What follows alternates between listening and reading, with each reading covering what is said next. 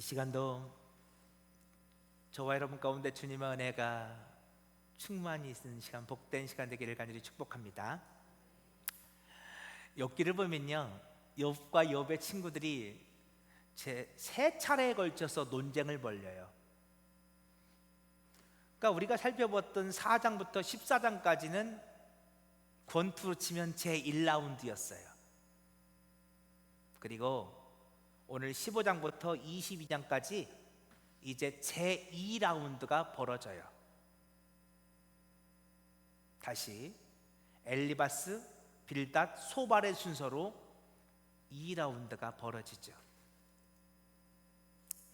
그런데요, 여러분 어때요? 오늘 누군가 우리들이 약간 다툼이 생겼고 누군가와 좀 의견 충돌이 있어요. 그런데 어때요? 말을 하면 할수록 말이 좀 고운 말이 나가나요? 아니면 좀 거친 말이 나가나요? 여러분 어떠세요? 혹시 부부 싸움 해보셨어요? 싸움을 하면 할수록 여러분 고운 말이 나가요? 점점 더 거친 말이 나가요? 점점 거친 말이 나가죠. 지금 오늘 욥기도 마찬가지예요. 라운드가 거듭되면 거듭될수록이요, 아주 거친 말들이 나가요. 그래도 1라운드는 그래도 봐줄만 했어요. 그렇죠? 욥의 친구들은 욥을 정죄하긴 했지만 그래도 나름 예의를 갖춰서, 말의 형식을 갖춰서, 욥아, 세상에 죄를 안 진 사람이 어디 있니? 우린 다 죄인이야. 네가 고난당하는 것은 네가 죄를 지었기 때문이야. 하나님은 선하신 분이야. 하나님은 죄 없는 사람을 벌하시지 않아. 그런데 네가 지금 이렇게 고난을 당하고 있다는 것은 네가 하나님 앞에 죄를 지었기 때문이란 의미야. 그러니까 욥아, 고집 부리지 말고 하나님 앞에 회개해. 그러면 너의 미래는 창대해질 거야. 제 1라운드에 친구들이 그런 말을 했어요. 그러자 욥도 좀 점잖게, 맞아, 나 죄인 맞아. 그런데 나는 이렇게 고난당할 정도로 큰 죄를 짓지는 않았어. 나는 아무리 생각해봐도 내가 이런 어마어마한 고난을 당할 만큼 내가 이런 죄를 지었다고 생각되지 않아. 나는 지금 까닭없는, 원인을 알 수 없는 고난을 당하고 있어. 그렇죠? 나름 그래도 1라운드는요 점잖은 대화가 서로 오갔어요. 그런데요, 이제 2라운드는 말이 거칠어져요. 왜 그랬을까요? 우선 친구들의 마음이 상하는 거예요. 한번 생각해 보세요. 이 친구들은요 저 멀리 외국에서 온 친구들이라고 말씀드렸죠. 오늘날처럼 비행기가 있는 것도 아니고 차가 있는 것도 아니에요. 저 먼 나라에서 자기 생업도 다 내려놓고 욥을 위로하겠다고 시간 들여서 돈 들여서 그래서 욥의 집까지 찾아왔어요. 그리고 지금까지 오래도록 욥 곁에 앉아서 함께 울어주기도 했고 함께 금식도 했고 함께 정말로 어려운 시간을 같이 보내주었어요. 그리고 욥의 친구들은 진심이었어요. 욥이 잘 되기를 바랬어요. 그래서 진심 어린 마음으로 욥의 친구들이 욥에게 충고를 했단 말이에요. 욥아, 우리가 생각할 때 네가 죄를 지어서 그런 것 같아. 하나님 앞에 회개해. 진심 어린 마음으로 욥에게 충고를 했어요. 이거 다 욥이 잘 되라고 하는 소리였어요. 그런데 죄송해요, 이렇게 해야 좀 리얼해요. 욥의 친구들의 말을 어떻게 했어요? 개무시했어요. 들은 척도 안 해요. 욥은 계속 지고집만 부려요. 우리가 지금 누구 때문에 이러고 있다고요? 나 때문에 그래요? 아니요, 욥 때문에 그러는 거예요. 누구 잘 되라고 그런다고요? 욥 잘 되라고. 어떻게든 욥 도와주고 싶어서. 그래서 지금 직장에 가서 일해야 될 이 시간에 여기 와 있다고요. 돈도 안 벌고, 아니 돈 까먹어 가면서. 그런데 욥이 우리 말은 들은 척도 안 해요. 지고지만 부려요. 순간 욥의 친구들의 마음에 속상한 마음이 생기기 시작했어요. 그리고 이제 제2라운드는 이 속상한 마음을 가진 엘리바스라는 사람이 이제 선공에 들어갑니다. 자, 오늘 보면 1절 2절 보세요. 대만 사람 엘리바스가 대답하여 이르되, 엘리바스가 말합니다. 지혜로운 자가 어찌 헛된 지식으로 대답하겠느냐? 어찌 동풍을 그의 복부에 세우겠느냐? 약간 말에 가시가 돋쳤어요. 욥아, 너 말하는 거 보니까 네가 되게 지혜로운 것 같다. 너 엄청 똑똑한 것 같다. 그런데 네 말이 맞아 그거? 내가 보기에는 네 말은 동풍으로 너의 배를 채우는 것 같아. 여러분, 이 말씀을 이해하려면 동풍이 뭔지를 이해해야 돼요. 여러분, 우리가 예전에 많이 불렀던 찬양 가운데 사람을 보며 세상을 볼 때 만족함이 없었네, 이 찬양이 있어서, 그쵸?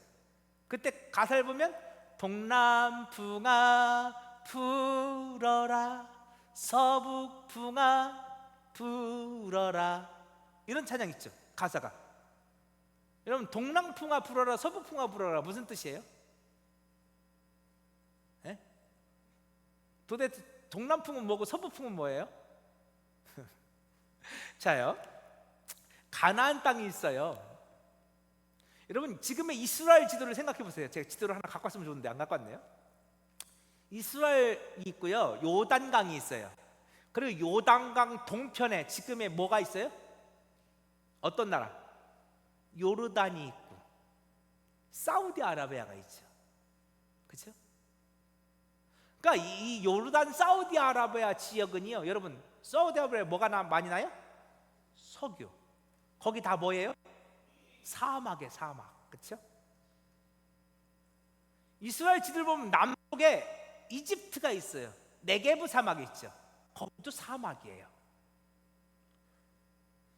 동남풍은요, 사막에서 불어오는 바람이에요. 근데 이게 언제 불어오느냐? 건기 때. 건기 때 불어오기 시작해요. 이스라엘은요, 우기와 건기로 나눠져요. 10월 말쯤부터 우기가 시작되어지고요, 그래서 2월, 3월까지 우기가 되어져요. 그리고 3월 말이나 4월 때부터 건기가 시작되는데, 이스라엘은요, 놀랍게도요, 우기가 되면 그 광야에 푸른 풀들이 자라나기 시작해요. 꽃들이 펴요. 이스라엘 가실 때는요, 2월에 가기를 추천드려요. 2월에 가면요, 온 사방에, 이스라엘 온 사방에 꽃이에요. 빨갛고 노랗고 하얗고 온 사방이 꽃이에요. 왜? 그때는 우기 때라. 그런데 건기가 시작되면 동남풍이 불어와요. 사막에서 불어오는 아주 건조한, 뜨겁고 건조한 기후, 그 바람이 동남풍이 불어와요. 그럼 어떻게 되겠어요? 그 이스라엘 광야에 피어있던 풀과 꽃이 어떻게 될까요? 그렇죠, 순식간에 말라져 죽어요. 이 동남풍은요, 고난을 상징하고요, 죽음을 상징해요. 건기 때 불어오는 온 풀과 꽃들을 말라버리는 죽음의 바람. 반대로요, 우기가 되어지면, 10월 말쯤 되어지면, 이번에는 이스라엘, 여러분, 이스라엘 서쪽에는 뭐가 있어요? 바다가 있죠. 지중해 변에서 습기를 많이 먹으면 시원한 바람이 불어오기 시작해요. 그 바람을 타고 비구름이 몰려와요. 그래서 10월 말쯤부터 이른비가 오기 시작해요. 서북풍은요, 지중해에서 바로 불어오는 시원하고 물기를 많이 먹은 바람이에요. 그 바람에 비구름이 섞여 있고, 그래서 이른 비가 오고 늦은 비가 오고, 이스라엘 사람들은 이른 비가 오면 재빨리 곡식을 파종하거든요. 보리와 밀의 씨앗을 뿌리거든요. 그래서 우기 때 농사를 지어요. 그래서 이 서북풍은 생명의 바람이에요. 그러니까 여러분, 동남풍아 불어라 서북풍아 불어라, 이 찬양은 뭐냐면요, 고난이여 내게 오라, 또는 하나님의 은혜여 내게 오라. 나는 어떤 것이 오든지 나는 흔들리지 않겠다는 고백이에요. 내 삶에 고난이 오든 또는 하나님의 축복이 오든, 여러분, 하나님의 축복이 오는데 왜 흔들려요? 아니요. 진짜 위기는요, 축복을 경험했을 때예요. 그 순간 내가 교만해질 수 있고, 그 순간 하나님이 내게 주신 것들로 내가 취하여서 하나님을 잊어버릴 수도 있고, 그 순간 하나님을 떠날 수도 있어요. 그러니까 고난이 오든 하나님이 주신 축복이 오든 나는 내 믿음 지키겠다는 고백이 사람을 보며 세상을 볼 때 만족함이 없겠네, 이 찬양이에요. 자, 그러면요, 자, 오늘 이 엘리바스의 2절 말씀은 해석이 되어져요. 엘리바스가 말해요. 너 엄청 지혜롭니? 내가 보니까 너 엄청 똑똑하게 말한다? 근데 내가 볼 때 있잖아, 네 말 그거는 동풍으로 배를 채우는 것 같아. 뭐예요? 네 말 되게 어리석은 말이야. 너 말은 죽음을 불러오는 말 같아. 하나님의 심판을 불러오는 말 같아. 지금 엘리바스가 지금 욥에게 날카로운 말들을 하기 시작해요. 그러면서 진짜 날카로운 말을 7절부터, 오늘 읽었던 7절부터 10절 내에서 엘리바스가 끄집어내요. 자, 제가 읽어볼게요. 네가 제일 먼저 난 사람이냐? 산들이 있기 전에 내가 출생하였느냐? 하나님의 오묘하심을 내가 들었느냐? 지혜를 홀로 가졌느냐? 내가 아는 것을 우리가 알지 못하는 것이 무엇이냐? 내가 깨달은 것을 우리가 소유하지 못한 것이 무엇이냐? 우리 중에는 머리가 흰 사람도 있고 연로한 사람도 있고 내 아버지보다 나이가 많은 사람도 있느니라. 우리나라에서도 가끔 이런 비슷한 일이 일어나는 것 같아요. 가끔 누군가와 다툼이 벌어집니다. 그런데 다투다가 가끔 이런 언쟁이 오가죠. 너 몇 살이야? 그래서 오늘 제목이 너 몇 살이야예요. 너 몇 살이야? 너 몇 년생이야? 너 무슨 띠야? 너 뭐 하는 사람이야? 그렇죠? 갑자기 나이를 물어봐요. 갑자기 직업을 물어보고. 아니 여러분, 그게 지금 이 대화의 핵심이 아니었잖아, 그렇죠? 문제가 발생한 것이 나이하고 무슨 상관이 있나요? 그런데 가끔씩 우리들이 다투다 보면 이런 마음이 생겨요. 어린 것이 감히 나한테, 야, 너하고 나하고 몇 살 차이 나는 줄 알아? 지금 엘리바스가 그러는 거예요. 내가 지금 몇 살인 줄 알아? 여러분, 우리는 욥과 욥의 친구들이라고 하니까 우리는 나이가 동년배일 거라고 생각해요. 그렇지 않아요, 여러분. 이들은 나이 차이가 많이 나요. 심지어 보세요, 엘리바스의 말 좀 보세요. 자, 10절. 우리 중에는 머리가 흰 사람도 있고 연로한 사람도 있고 내 아버지보다 나이 많은 사람도 있느니라. 여러분, 내 아버지보다 나이 많은 사람이 누굴까요? 엘리바스예요. 이 친구들 중에 엘리바스가 제일 나이 많거든요. 그러니까 지금 엘리바스가 그러는 거예요. 너 몇 살이야? 내가 몇 살인 줄 알아? 내가 이 아버지보다 나이가 많아. 말하면 들어야지. 어디 감히. 야, 여기 봐봐. 너보다 나이 어린 사람이 누가 있어? 아마 욥이 제일 나이가 어렸나 봐요. 다 네 형벌이야. 머리가 희끗희끗한 어르신들이라고. 야, 여기에 너만 못한 사람이 있니? 너만 잘났어? 네가 안 걸 우리가 모르겠니? 우리가 살았어도 너보다 훨씬 많이 살았어. 우리가 성경을 읽었어도 너보다 훨씬 많이 읽었어. 지가 뭘 안다고. 지금 엘리바스가 지금 뭘로 욥을 누르려고 해요? 나이로. 그럼 왜 나이로 누르려고 할까요? 논리로는 안 되니까. 그렇죠? 쉽게 말하면 말싸움에서는 지니까.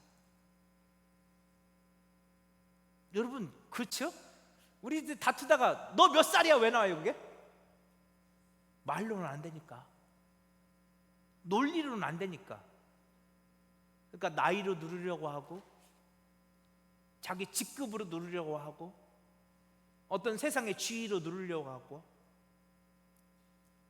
그죠? 지금 엘리바스가 거친 말을 내뱉기 시작해요. 심지어 이렇게도 말해요. 안 읽었지만 12절 13절 보세요.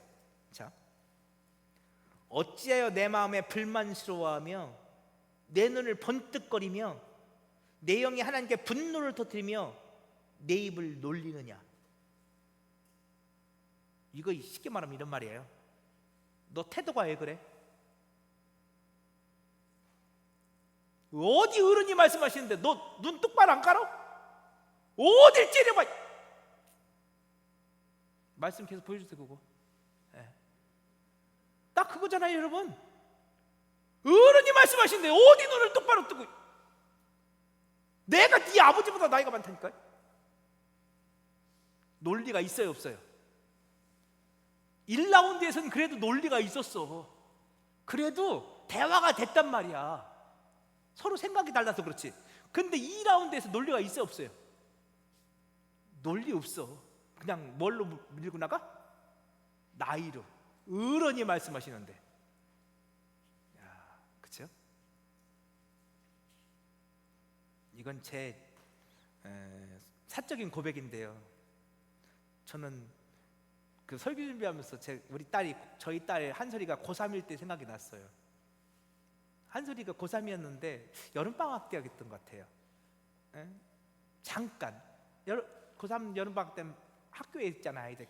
그러다가 하루 이틀 집에 잠깐 방학 마칠 때 잠깐 있었던 것 같아요. 제가 근데 한솔이가 있는 게 너무 좋았어요. 그래서 한솔이하고 막 장난치고 싶고 맛있는 것도 먹고 싶고 그랬는데 제가 그랬어요. 이건 정말 장난이었어요. 한솔아, 점심때였거든요. 둘이 있었는데 점심때 뭐하니? 밥 차려야지? 제가 그랬어요. 야, 오래간만에 집에 있는데 밥 좀 차려. 그랬더니 저희 한솔이가 그래요. 아빠가 차려줘야지. 그래서 제가 그랬어요. 야, 밥은 여자가 차리는 거야. 그랬다가 제 아내하고 제 딸한테 연합으로 한 몇 달은 혼냈어요. 꼰대라고. 세상에, 아빠 이래서 안 되는 거야. 그죠? 저는 여자가 한마디 했다가. 근데 오늘 우리들이 그럴 때가 참 많아요. 너무 쉽게 나이를 말하고, 남성과 여성의 성별을 말하고, 어떤 직업을 말하고, 어떤 직책을 말하고, 그리고 그것으로 다른 사람을 누르려 할 때가 있죠.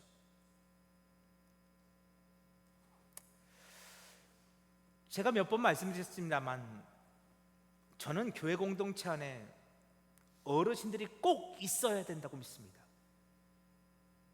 교회는요, 젊은 사람들만 있어서는 안 돼요. 반드시 교회 공동체에는 어르신들이 있어야 돼요. 그런데 중요한 게 있어요. 잠언 16장 31절이요. 백발은 영화의 면류관이라 공의로운 길에서 얻으리라. 여러분, 여기서 말하는 백발은 아주 장수하는 노인을 상징하고 있어요. 장수하는 노인은 영화의 면류관이에요. 그런데 어떤 장수하는 노인입니까? 공의로운 길에서 길을 걸어가고 있는 노인입니다. 공의로운 길을 걸어가고 있는 어르신들. 여러분, 여기서 공의로운 길은 우리 이미 다 알고 있어요. 그렇죠? 내가 선하고 착하게 사는 게 아니에요. 하나님의 의가 되신 예수님, 그분과 동행하는 삶을 살고 있는 어르신들을 말하죠. 반대의 말씀도 있어요. 호세아 7장 8절 볼까요? 자, 백발이 무성한 어르신들이 있습니다. 똑같이 백발이에요. 근데 그들은 에브라임이 자신의 나라가 뒤집지 않은 전병처럼 되는데도 알지를 못합니다. 여러분, 뒤집지 않은 전병은 그냥 그 전 생각해 보세요. 전 프라이팬에다가 전을 붙입니다. 그런데 프라이팬이 빨갛게 달궈져 있어요. 근데 그걸 뒤집지 않았어요. 잊어버렸어요. 그리고 놔뒀어요. 그러면 이 전 어떻게 됩니까? 새까맣게 타죠. 먹을 수 있어요? 못 먹어요? 못 먹습니다. 자신의 나라가 뒤집지 않은 전병처럼 망해가는데 백발이 성성한 어르신들이 알지를 못합니다.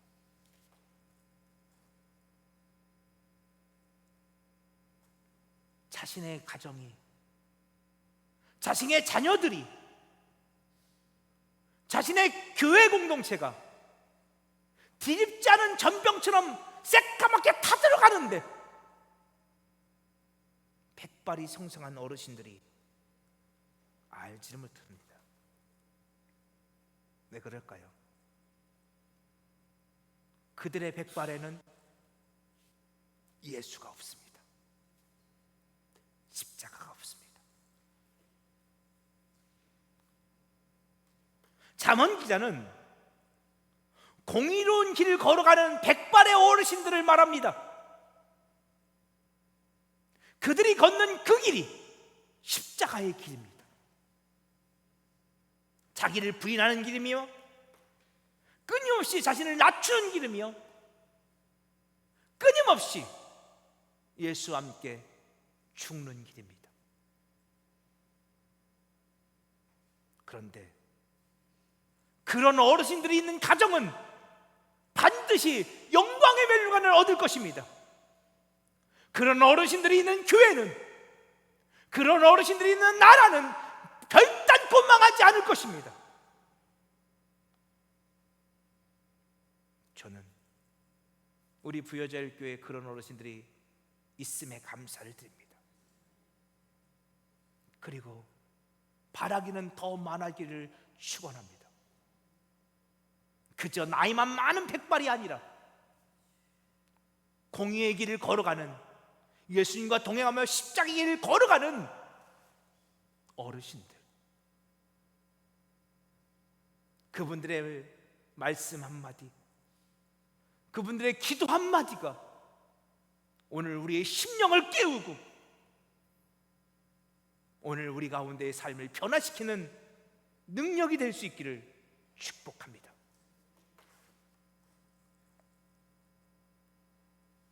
저는 그런 교회에 희망이 있다고 믿습니다. 그래서 저는 교회 공동체 안에 이 공유의 길을 걸어가는 백발의 어르신들이 있어야 된다 믿습니다. 그러나 반드시 기억해야 할 것이 있습니다. 교회 공동체는 나이나 학벌이나 사회적 지위로 지도자를 세워서는 안 됩니다.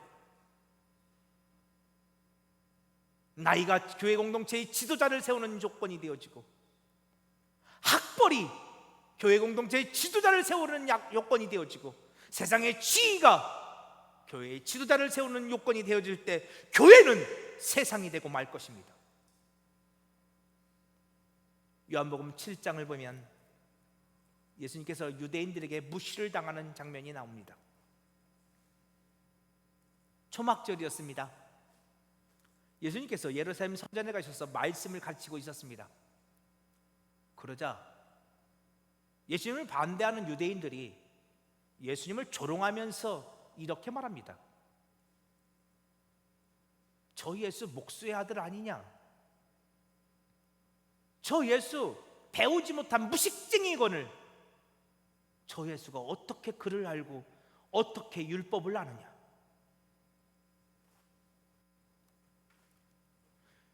이 유대인들은 예수가 배우지 못했다고 예수를 무시하고 조롱했습니다. 교회 공동체는요, 배운 자와 배우지 못한 자가 차별이 있어서는 안 됩니다. 교회 공동체는요, 세상의 지식으로 세상의 것들로 판단해서는 안 됩니다. 여러분, 그런 생각해 보셨습니까?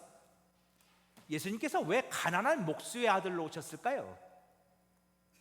이왕이면 저 귀족 부유한 집안에 오셔서 사도 바울처럼 많이 배웠으면 이런 무시 당하지 않았을 거 아니겠습니까? 왜 가난한 목수의 아들로 오셔서 공부도 제대로 못하시고 사람들한테 이런 무시를 당하셨을까요? 예레미야 9장 말씀이 생각났습니다. 자, 우리 예레미야 9장 23절 24절 말씀 우리 같이 한번 읽어볼까요? 시작. 여호와께서 이와 같이 말씀하시되 지혜로운 자는 그의 지혜를 자랑하지 말라. 용사는 그의 용맹을 자랑하지 말라. 부자는 그의 부함을 자랑하지 말라. 자랑하는 자는 이것으로 자랑할지니 곧 명철하여 나를 아는 것과 나 여호와는 사랑과 정의와 공의를 땅에 행하는 자인 줄 깨닫는 것이니라. 나는 이 일을 기뻐하노라. 여호와의 말씀이니라. 여러분, 세상의 공동체는 자신의 지혜를 자랑합니다. 자신의 용맹을 자랑하고 자신의 부유함을 자랑합니다. 그리고 세상의 공동체는 그렇게 자신의 부유함과 지혜와 용맹을 자랑하는 자들 리더로 세워갑니다. 그러나 우리 하나님은 그거 자랑하지 말라고 하십니다. 정말 자랑하기를 원해? 그러면 하나님을 아는 것을 자랑하라 합니다. 여호와는 사랑과 정의와 공의를 땅에 행하는 자인 줄을 깨닫는 것을 자랑하라는 것입니다. 여호와가 사랑과 정의와 공의를 땅에 어떻게 행하셨습니까? 예수 그리스도를 통해서, 십자가를 통해서 행하셨죠. 다시 말하면 예수를 자랑하라는 것입니다. 자신의 지혜나 부유함이나 용맹을 자랑하지 말고 예수를 자랑하라는 것입니다. 못 배웠어도 괜찮습니다. 가난해도 괜찮습니다. 교회 공동체 안에서 정말 중요한 것은 예수를 아는 것입니다. 십자가의 그 구속의 은혜를 깨달아 아는 것입니다. 교회 공동체는 그런 사람들이 리더로 세워져 가야 한다고 저는 확신합니다. 못 배워도 괜찮습니다. 가난해도 괜찮습니다. 세상에서 아무 힘이 없어도 괜찮습니다. 예수님은 그래서 목수의 아들로 오신 것입니다. 또 유대인들이 예수님을 무시하고 조롱하는 장면이 있습니다. 이번에는 예수님의 나이를 가지고 예수님을 공격합니다. 여러분, 누가복음 3장을 보면요, 예수님께서 공생을 시작했을 때가 언제 몇 살이에요? 30세였습니다. 여러분, 그러면 왜 예수님께서 30세에 공생애를 시작했을까요? 유대인들에게 나이 30은 대단히 중요한 숫자입니다. 레인들이 있어요. 민수기 4장을 봐주세요. 레인들이 있어요. 그런데 그 레인들 중에서 예루살렘 성전에서 섬기고 봉사하는 레인들이 있어요. 고앗 자손, 무라리 자손 이런 사람들이거든요. 근데 이 사람들은 30세가 되어야만 예루살렘 성전에 와서 성전 봉사 일을 감당할 수 있었어요. 적어도 최소한 30세였어요. 그러니까 어떤 공적인 일을 하려고 치면 30세 정도는 돼야 된다고 생각했어요. 그리고 그들은 50세까지 성전에서 일을 했어요. 왜냐하면 50세 정도가 되면 이제 어느 정도 경륜이 쌓이고 어느 정도 이제는 존경받는 어르신이 되었다고 생각을 해주었거든요. 그래서 30세부터 50세까지만 이 사람들이 성전에서 봉사를 했어요. 30세는 그렇게 어떤 공적인 일을, 특별히 제사장의 사명을 감당하는 사람들을 뜻하는 나이였어요. 뿐만이 아니에요. 여러분, 다윗이 몇 살에 왕이 되었죠? 다윗이 30세의 왕이 되었어요. 그러니까 여러분, 근데 예수님께서 누구의 후손으로 오셨어요? 다윗의 후손으로 오셨죠. 다윗이 왕이 된 나이도 30세. 그런데 예수님은 다윗의 후손으로 오셔서 30세에 공생애를 시작했어요. 이게 무슨 뜻이냐면 예수님께서 기름 부음 받은 자예요. 메시아예요. 그분은 제사장이에요. 하나님의 성전에서 일하는 제사장이에요. 이제 그분은 그 일을 시작하실 거예요. 그래서 30세에 시작하신 거예요. 더불어 그는 왕이세요.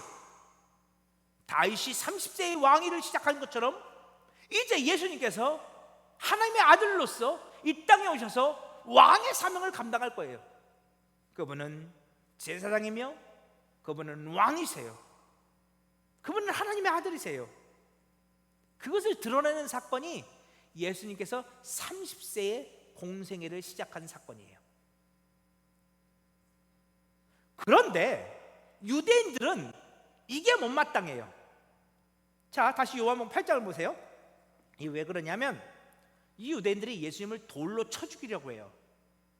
왜 돌로 쳐 죽이려 했냐면 예수님께서 아브라함이 나기 전부터 내가 있었다고 말씀하셨거든요. 아브라함이 나기 전부터 내가 있었어. 내가 하나님이야. 내가 창조주야. 예수님 말씀하셨거든요. 그러니까 그들이 57절에서 뭐라고 그래요? 네가 아직 50세도 못 되었는데 아브라함을 보았다고 하느냐?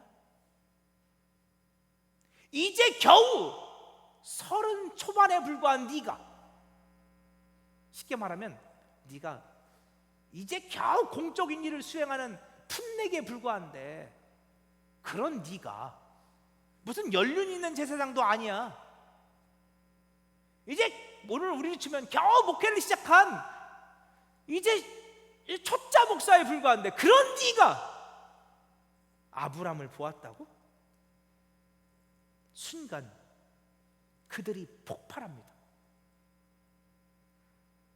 너같이 어린 것이, 야, 우리들 중에는 나이가 50이 넘은 연륜 있는 사람들도 많아.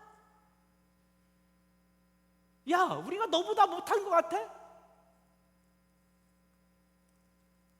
그래서 그들이 예수님을 나이로 누르고 무시하고 조롱합니다. 그런데 그런 일들이 이제는 초대교회 안에서 벌어집니다. 자, 우리 디모데전서 4장 12절 빨간 글씨만 읽어봅시다. 시작. 누구든지 내 연수함을 업신여지 못하게 하고. 지금 이건 디모데 전서입니다. 바울이 디모데에게 편지를 쓰고 있어요. 이 당시 디모데는 에베소 교회에서 목회를 하고 있는 목사였습니다. 그런데 이 당시 디모데의 나이를 신학자들 사이에서 20대 후반에서 많이 보면 30대 초반으로 봅니다. 20대 후반에서 30대 초반의 나이에 디모데는 에베소 교회에서 목회를 하고 있었습니다. 그런데 문제가 발생했어요. 왜요? 에베소 교회 성도들이 디모데가 나이가 어리다고 디모데를 무시하고 쉽게 봤던 거죠. 바울은 디모데에게 말합니다. 누구든지 내 연수함을 업신여기지 못하게 하라. 그리고 15절에서 이렇게 말합니다. 15절 빨간 글씨로 너희의 성숙함을 모든 사람에게 나타나게 하라.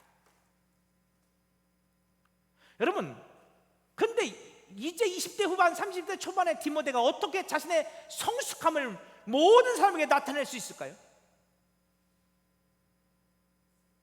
여러분, 여기서 말하는 연소함은 나이의 적음을 말합니다. 반면에 15절에서 말하는 성숙함은 나이의 성숙함이 아닙니다. 이것은 영적 진보를 말합니다. 그래서 우리가 예전에 보았던 개역 성경에는요 15절이 이렇게 써 있어요. 이 모든 일에 전심전력하여 너의 진보를 모든 사람에게 나타나게 하라. 진보라 말합니다. 특별히 이 진보라는 단어가요 헬라어로 프로코펜데요. 근데 이건 군대가 앞으로 나아가는 것을 말합니다. 여러분, 요즘 전쟁이 벌어지잖아요. 우크라이나에서 군대가 앞으로 나갑니다. 그럼 어때요? 총탄이 비 오듯 쏟아집니다. 대포가 옆에서 터집니다. 그래도 돌격 앞으로 명령을 받은 군대는 그 총탄을 뚫고 앞으로 나아갑니다. 여러분, 이게 프로코페입니다. 바울은 말합니다. 목사가 되어서 네가 주의 복음을 증거한다고 했을 때 수많은 장애물들이 너의 앞에 있을 것이다. 많이 배웠다고 말하는 사람들, 나이가 많다고 말하는 사람들, 세상에서 높은 지위를 가졌다고 말하는 사람들, 너보다 교회를 훨씬 더 많이 다녔다고 말하는 사람들, 그들이 너희 앞길을 막을 때가 있을 것이고, 너는 나이가 어리다는 이유로, 나만 못하다는 이유로 무시를 당하고 인정을 받지 못할지도 모른다. 그럼에도 불구하고 절대 포기하지 말거라.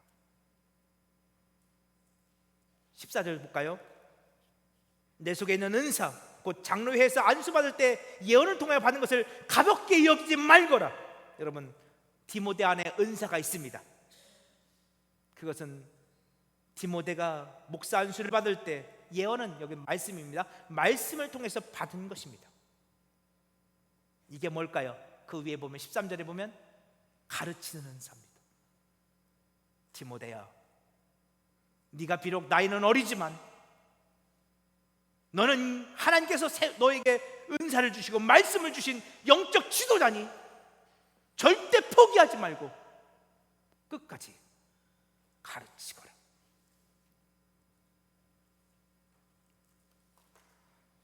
여러분, 교회 공동체 안에서 어르신들은 절대적으로 필요합니다. 그러나 그 어르신들은 자신의 나이로 젊은이들을 누르고